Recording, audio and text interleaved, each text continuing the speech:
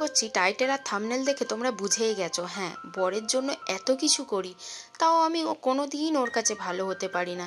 কেন জানি না, হয়তো অন্য কাউকে ওর ভালো লাগে। পুরো ব্লগটাতে তোমাদের জানিয়েছি, সো পুরো ব্লগটা না দেখলে বুঝতে পারবে না।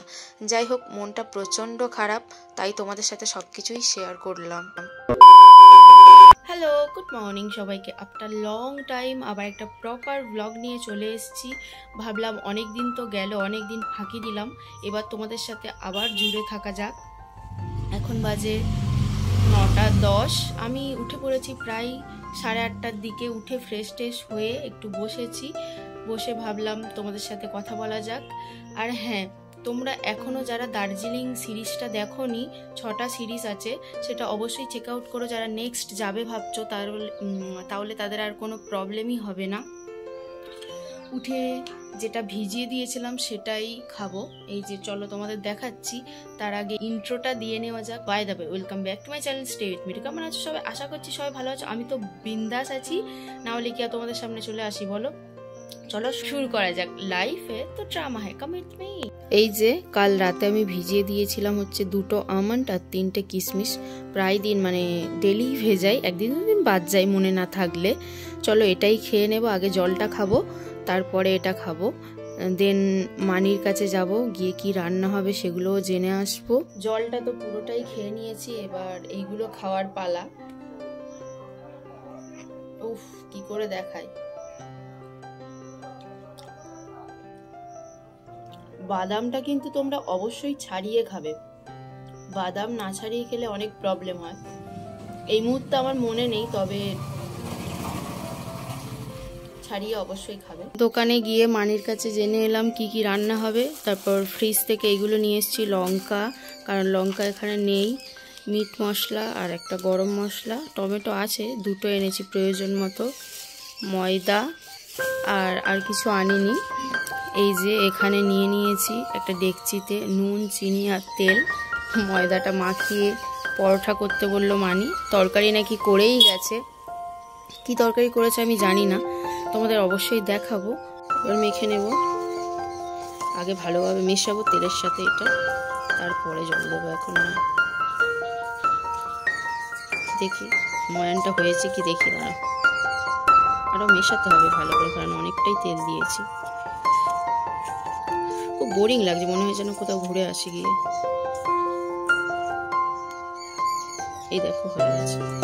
ময়দা মেখে একটু রেস্টে দিয়ে লেচি করে নিয়েছি, এবার জাস্ট বেলে নেওয়ার পালা। জানি তোমরা এক্সাইটেড আছো তো যে আমার বরের সাথে আমার কি প্রবলেম হচ্ছে। একটা জিনিস জেনে রাখবে, তোমাদের সবকিছুই ব্লগে জানাবো। তার আগে বলে রাখি, হাওয়া না হলে কখনোই পাতা নড়ে না, কিছু না কিছু তো হয়েছে। অবশ্যই আমি তোমাদের পুরো ব্লগটাতে জানিয়েছি। আগে বরের জন্য টিফিনটা বানিয়ে নিই, দেন বলবো, কারণ ও পরোটা খেতে খুব ভালোবাসে। সেই কারণে ওর পছন্দ মতোই টিফিন বানাচ্ছি, যাতে ওর কাছে নিজের ইমপ্রেশনটা ঠিকঠাক রাখতে পারি। ওর মনে আমার প্রতি যে ভালোবাসা, সেটা তো একেবারেই বিষিয়ে গেছে, জানি না কি জন্য।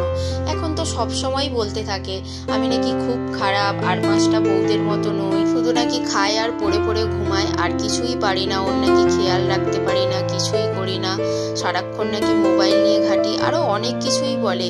একটা ব্লগে তো আর সবকিছু এক্সপ্লেন করা পসিবল হয় না, তাই না? দাঁড়াও তোমাদেরকে সবকিছুই জানাবো। তার আগে ওর জন্য টিফিনটা বানিয়ে নি, ও পরোটা খেতে খুব পছন্দ করে। যে আরেকটা দিয়ে দিই, দুটো করেই করবো একসাথে। দেখো 2টো পিঠ সেকে নিয়েছি, এবার তেল দিয়ে দেবো।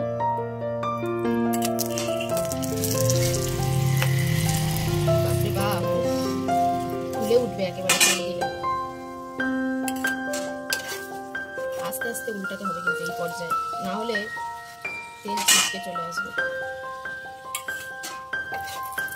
গ্যাসের ফ্লেমটাকে হাইও করতে পারছি না, কারণ ধোঁয়া উঠবে প্রচুর, ক্যামেরাতে বাজে দেখতে লাগবে। আর তেল দেবো না, 2-3 চামচ দিয়ে দিয়েছি। এবার শুধু লাল লাল করে ভেজে নেওয়ার পালা। টিফিন বানানো কমপ্লিট, মানিকেও দিয়ে এসেছি আর নিজেও নিয়ে নিয়েছি। দোকান থেকে একটা লাড্ডু এনেছি। আর মানিকে টিফিন দিতে গিয়ে দেখি মানি এই ঝুড়ি আর মগটা কিনেছে। কুকুরটা তো মানে কি বলবো, সব মগগুলোই মানে কেটে কেটে অবস্থা খারাপ করে দিয়েছে, জল তোলার খুব অসুবিধা হয়। চলো এবার খেয়ে নেওয়া যাক। অন্ধকার হচ্ছে নাকি? এই যে গরম আছে এখনো পরোটাটা, আমার রুটি পরোটা দিয়ে মিষ্টি খেতে খুব ভালো লাগে।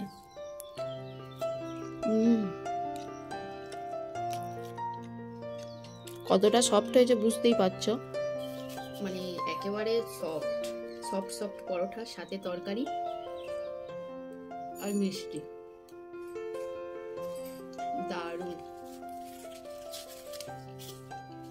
আমারটা লাচ্ছা পরোটার মতো করার চেষ্টা করেছি কিন্তু হয়নি। চলো বেশি কথা না বাড়িয়ে তাড়াতাড়ি খেয়ে নিয়ে আবার রান্নাটা করতে হবে।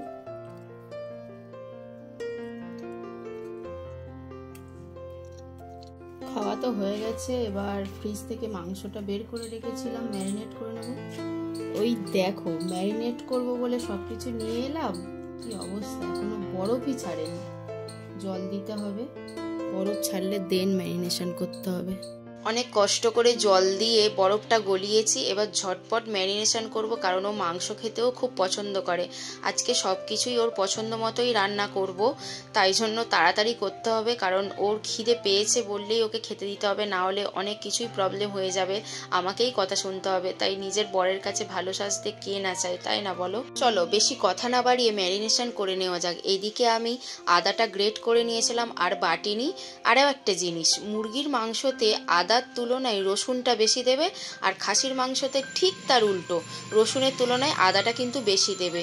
দেখতে পাচ্ছ আমি আদা দিয়ে দেওয়ার পর দিয়ে দিচ্ছি সানরাইজের মিট মশলা, তারপরে দিয়ে দেব 2-3 চামচ হলুদটা দেওয়ার পর এবার দিয়ে দেব তেল। আর তোমরা তো সবাই জানো যে আমি ম্যারিনেশনে একটু বেশিই তেল দিই, যখন কষাই তখন একটু অল্পই তেল দিই। তারপরে মানে একটা আর হাফ দিয়েছিলাম টমেটো, একটু চটকে দিতে হবে, তাহলে বেশ মানে রসটা ভিতরে ভালো মাংসর ভিতরে ঢোকে, ফ্লেভারটাও ভালো আসে। আমি দেখেছি গোটা এমনি কেটে দিয়ে দিলে খুব একটা ভালো আসে না, সেই কারণে ভালোভাবে চটকে তারপরে দিতে হবে টমেটোটা। এবার একটা চামচ দিয়ে ভালোভাবে নাড়িয়ে নেব। আরও একটা জিনিস আমি দিতে ভুলে গেছিলাম, সেটা হচ্ছে গুঁড়ো লঙ্কাটা আমি পরে দিয়ে দিয়েছিলাম, তোমরা ওর সাথেই দিয়ে দিতে পারো। চলো ম্যারিনেশন তো হয়ে গেছে, এবার 1 ঘন্টা রেখে দেওয়ার পর এবার আলুটা ভেজে নেব। আলু তো কেটে নিয়েছি, কড়াইও গরম করতে বসিয়ে দিয়েছি, এবার তেলটা দিয়ে দেব। তেলটা ধোঁয়াটা গরম হলে একে একে আলুগুলো দিয়ে দেব। ভালোভাবে তেল গরম না হলে তাহলে কিন্তু আলু জড়িয়ে যাবে। তোমরা দেখতেই পাচ্ছ যে কতটা গরম হয়েছে, আমার তেলটা ধোঁয়া উঠছে, দেখে বুঝেই গেছো।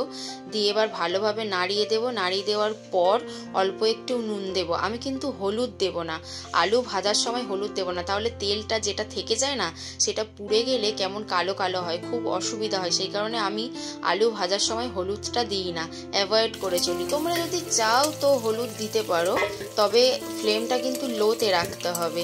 চলো আমার আলু ভাজা হয়ে গেছে, এবার একে একে আলুটা তুলে নেওয়া যাক। সমস্ত আলু, আমরা আবার আলু মানে মাংসর তুলনায় আলুটা একটু বেশি দিই, সবাই মাংসর আলু খেতে পছন্দ করে। দেখো আলু ভাজার যে তেলটা বেঁচে গেছিলো সেই তেলেই আর একটু বেশি করে তেল দিয়ে গরম হয়ে যেতে চিনি দিয়ে দিলাম। চিনিটা মেল্ট হয়ে যেতে দিয়ে দিলাম হচ্ছে গোটা গরম মশলা, ফাটিয়ে থেতো করে দিয়ে দিয়েছি, তবে ফ্লেভারটা কিন্তু ভালো আসে। ফ্লেভারটা বার হতেই দিয়ে দিলাম পেঁয়াজ দিয়ে কিন্তু তারপরে দিয়ে দেবো হচ্ছে কাঁচা লঙ্কা, ফাটিয়ে দিয়ে দিতে হবে, তবে ঝালটা বেশ ভালো হয়। আর আমার তো কাঁচা লঙ্কা পার্সোনালি খুব ভালো লাগে গুঁড়ো লঙ্কার থেকেও। গুঁড়ো লঙ্কা আমি তরকারিতে অ্যাভয়েড করারই চেষ্টা করি, তাও দিই মোটামুটি, মাংসটাতে একটু দিই। পেঁয়াজটা দেখো ব্রাউন হয়ে যেতে দেন দিয়ে দিলাম রসুন বাটাটা কিন্তু ম্যারিনেশনে দেবো না, ম্যারিনেশনে দিলে খুব একটা ভালো হয় না, রসুনের গন্ধ থেকে যায়, তাই রসুনটা সবসময় তোমরা ভেজে নেওয়ারই চেষ্টা করবে। আদাটা দিতে পারো, অত অসুবিধা হয় না। দেখো রসুনটা ভালোভাবে ভেজে নেব, রসুনের কাঁচা গন্ধ যতক্ষণ না আসছে মানে যাচ্ছে ততক্ষণ ভালোভাবে ভেজে নিতে হবে, তবে হাই ফ্লেমে না দেওয়াই ভালো, অনেক সময় রসুন পুড়ে যাওয়ার চান্স থাকে, সেই কারণে মিডিয়াম টু লোতে দিয়ে দেবে। রসুনের কাঁচা গন্ধটা চলে যেতে মাংসটা দিয়ে দিলাম। দেখতেই পাচ্ছ 1 ঘন্টা রেখে দিয়েছিলাম ম্যারিনেশন করে, আগেই বললাম।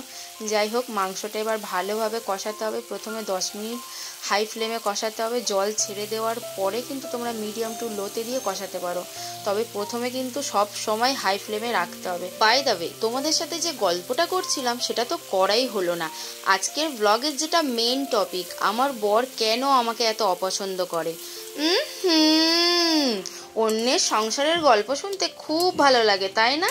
ওই জন্য তো এতক্ষণ ইন্টারেস্ট দেখিয়ে পাড়ার সিসিটিভি আন্টিসদের মতো এতক্ষণ ব্লগটা দেখলে, না হলে কি দেখতে নাকি? যাই হোক, আমার বরের সাথে আমার ঝগড়াই হয় না, ঝগড়া হয় না বলবো না, ঝগড়া অবভিয়াসলি হয়, সব রিলেশনেই ঝগড়া হতে পারে, ঝগড়া যার হয় না সে তাহলে মানুষই নয়। পশু পাখিদেরও ঝগড়া হয়, আমরা তো কোন ছাড়, দুজন দুজনকে ভালোবেসে বিয়ে করেছি, তাহলে কেনই বা অপছন্দ করব? ঝগড়া হয় আবার ঠিক হয়ে যায়, হ্যাঁ একটু ঘন ঘন ঝগড়া হয় তবে ঠিক হয়ে যায়। ঝগড়া হলে দুজন দুজনের চিরশত্রু, হাজারবার ডিভোর্সও হয়ে যায়। এই দেখো তোমাদের সাথে গল্প করতে করতে আমার মাংসটাই কষানো হয়ে গেল।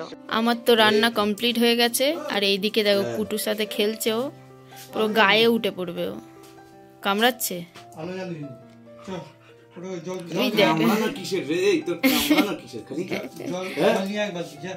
ও বাচ্চা এখন, ওই কারণে দাঁত শিরশির করে। ওই দেখ